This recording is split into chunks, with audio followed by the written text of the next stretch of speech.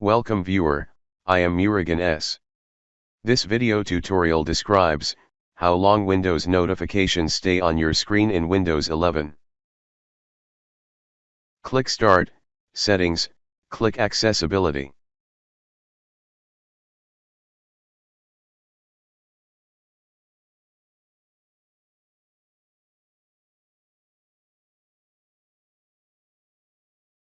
Click Visual Effects.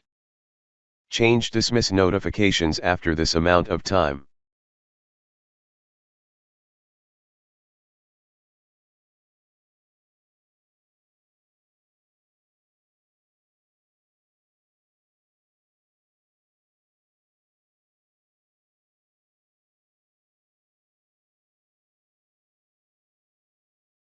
I hope this video tutorial helps to you.